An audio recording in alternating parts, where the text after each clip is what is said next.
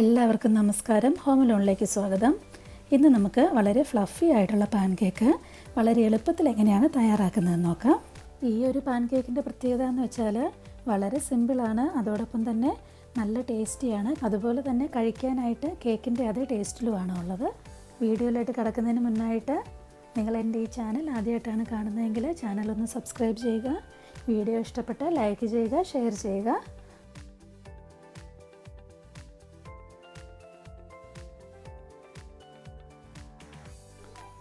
നമ്മളിവിടെ എടുത്തിരിക്കുന്നത് റൂം ടെമ്പറേച്ചറിലുള്ള 2 മുട്ടയാണ്.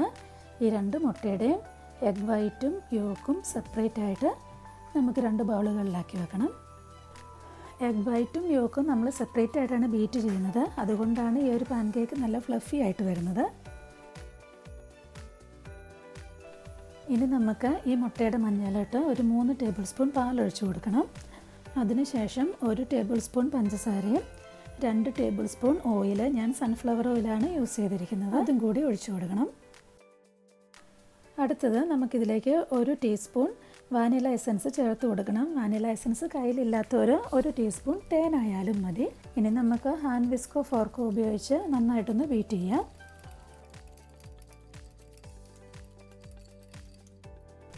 ഇത് നന്നായിട്ടൊന്ന് ബീറ്റ് ചെയ്ത് കഴിഞ്ഞാൽ നമ്മളിതിലോട്ട് ചേർക്കാൻ പോകുന്നത് മൈദയാണ്. 1/2 കപ്പ് മൈദയും 1 ടീസ്പൂൺ ബേക്കിംഗ് പൗഡറും. ഇത് രണ്ടും കൂടി ഈ ഒരു അരിപ്പയിൽ കൂടി നമുക്കൊന്ന് അരിച്ചെടുക്കണം. ഇപ്പോൾ അരിച്ചെടുത്തിട്ടുണ്ട്. ഇതിന് കട്ടകളൊന്നുമില്ലാതെ നന്നായിട്ടൊന്ന് മിക്സ് ചെയ്തെടുക്കാം. ഇതിന് നമുക്ക് മാറ്റി വെക്കാം. നമ്മൾ നേരത്തെ മാറ്റി വെച്ചിരുന്ന മുട്ടയുടെ വെള്ളം നമുക്കൊന്ന് പതിപ്പിച്ചെടുക്കണം. ഈ മുട്ടയുടെ വെള്ളയിലേക്ക് നമ്മളൊരു 2 ടേബിൾ സ്പൂൺ പഞ്ചസാര കൂടി ചേർക്കുന്നുണ്ട്. ഇലക്ട്രിക് ബീറ്ററോ ഹാൻഡ് വിസ്കോ എന്ത് വേണമെങ്കിലും നിങ്ങൾക്ക് ഇതിനായിട്ട് യൂസ് ചെയ്യാം. ഹാൻഡ് വിസ്കാണ് യൂസ് ചെയ്യുന്നുണ്ടെങ്കിൽ കുറേ ടൈം എടുക്കും നന്നായിട്ടൊന്ന് പതിഞ്ഞ് കിട്ടാനായിട്ട്.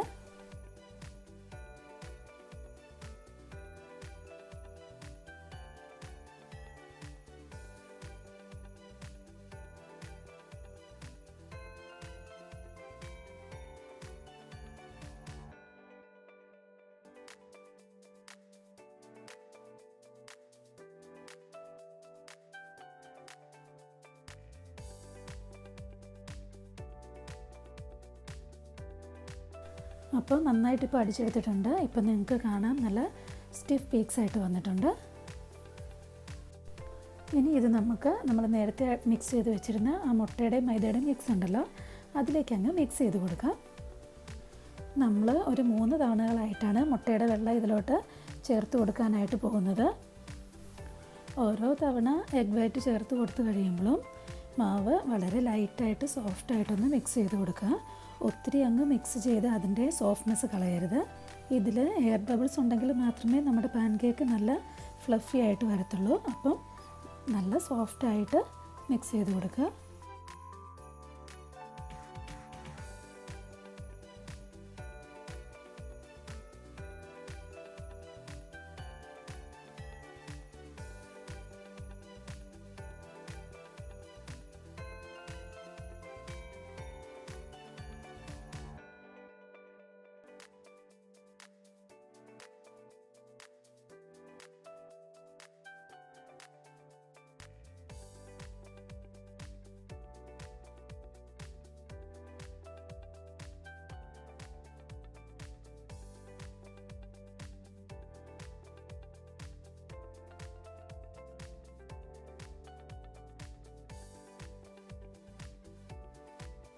നമ്മൾ ഒരു 3 പോർഷനായിട്ട് ഇവിടെ മിക്സ് ചെയ്തെടുത്ത് കഴിഞ്ഞു.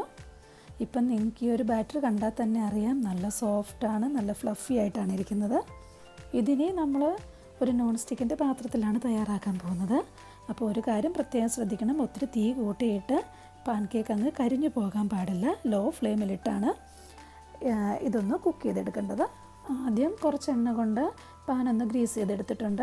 ഞാനിവിടെ നമ്മുടെ ബാറ്റർ ഒരു പൈപ്പിംഗ് ബാഗിലാണ് എടുത്തത്. സ്പൂൺ ഉപയോഗിച്ചും ഇതുപോലെ തന്നെ ചെയ്യാം. ബാറ്റർ ഒഴിച്ച് കൊടുത്ത ശേഷം പരത്തി കൊടുക്കരുത്, ജസ്റ്റ് ഒന്ന് പ്രസ് ചെയ്യുകയേ ചെയ്യാവുള്ളൂ.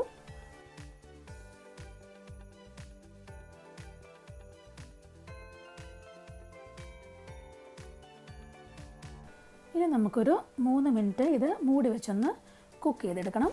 ഇനി നമുക്ക് പേപ്പർ കൊണ്ട് സർക്കിൾ ഷേപ്പിൽ ഒരു മോൾഡ് തയ്യാറാക്കാം. ഞാനിവിടെ ഇതുപോലെ ഒരു വൈറ്റ് പേപ്പർ എടുത്തിട്ടുണ്ട്. ഈ വൈറ്റ് പേപ്പർ ഒരു 2 സെൻറ്റിമീറ്റർ വീതിയിൽ കട്ട് ചെയ്തെടുത്ത ശേഷം 2 സൈഡിലും ഇതുപോലെ ഒന്ന് എണ്ണ തടവി കൊടുത്തു. അതിനുശേഷം ഒരു ഗം ഉപയോഗിച്ച് ഇതുപോലെ ഒന്ന് ഒട്ടിച്ചു കൊടുത്തിട്ടുണ്ട്. ഇത് നമ്മൾ മോൾഡിന് പകരം യൂസ് ചെയ്യുന്നതാണ്, നല്ലൊരു പാൻ കേക്കിന് നല്ലൊരു സർക്കിൾ ഷേപ്പ് കിട്ടാൻ വേണ്ടിയിട്ട്. ഇപ്പം നമ്മൾ കുക്ക് ചെയ്യാനായിട്ട് വെച്ച് 3 മിനിറ്റ് കഴിഞ്ഞു. ഇനി നമുക്ക് മൂടി മാറ്റി ഇതൊന്ന് മറിച്ചിട്ട് കൊടുക്കണം. നമ്മുടെ പാൻ കേക്കൊന്നും ഒട്ടും കരിഞ്ഞു പോകാതെ നല്ല ഫ്ലഫി ആയിട്ട് തന്നെ വന്നിട്ടുണ്ട്. ഇനി ഒരു 3 മിനിറ്റ് കൂടി നമുക്കൊന്ന് മൂടി വെച്ച് വേവിക്കണം.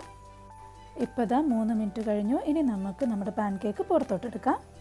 ഇനി നമ്മൾ ചെയ്യാനായിട്ട് പോകുന്നത് നല്ല സർക്കിൾ ഷേപ്പിലുള്ള ഒരു സ്റ്റൈലിഷ് ആയിട്ടുള്ള പാൻ കേക്ക് എങ്ങനെയാണ് തയ്യാറാക്കുന്നതെന്നാണ്. നമ്മൾ നേരത്തെ റെഡിയാക്കി വെച്ചിട്ടുള്ള ആ പേപ്പർ കൊണ്ടുള്ള സർക്കിൾ ഷേപ്പ് പാനിൻ്റെ മുകളിലോട്ട് വെക്കുന്നുണ്ട്. അതോടൊപ്പം തന്നെ ഞാനിവിടെ ഒരു കുക്കി കട്ടറും കൂടി എടുത്തിട്ടുണ്ട്. അതിൻ്റെ സൈഡിൽ കൂടിയൊക്കെ ഇച്ചിരി എണ്ണയൊന്ന് തടവി കൊടുത്ത ശേഷം പാനിലേക്ക് വെച്ച് കൊടുത്തു.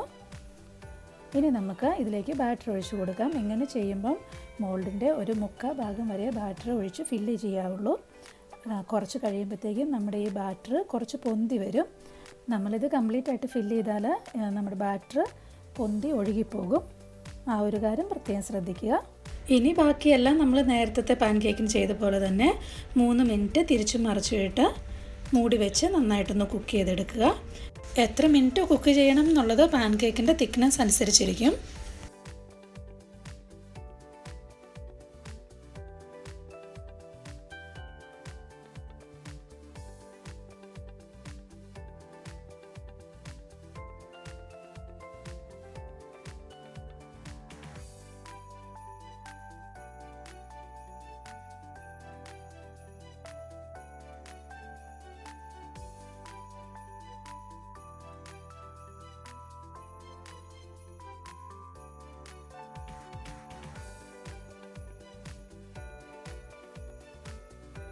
അങ്ങനെ നമ്മുടെ സോഫ്റ്റ് ആൻഡ് ഫ്ലഫി ആയിട്ടുള്ള പാൻ കേക്ക് ഇവിടെ റെഡി ആയിട്ടുണ്ട്.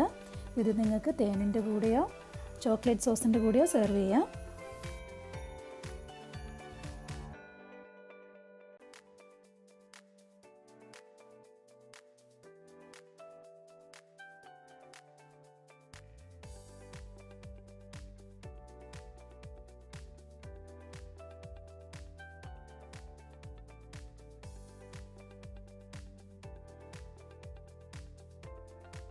കുട്ടികൾക്കും മുതിർന്നവർക്കും ഒക്കെ ഒരേപോലെ ഇഷ്ടപ്പെട്ട ഈ പാൻ കേക്ക് എല്ലാവരും ഒന്ന് ട്രൈ ചെയ്ത് നോക്കുക. Thank you.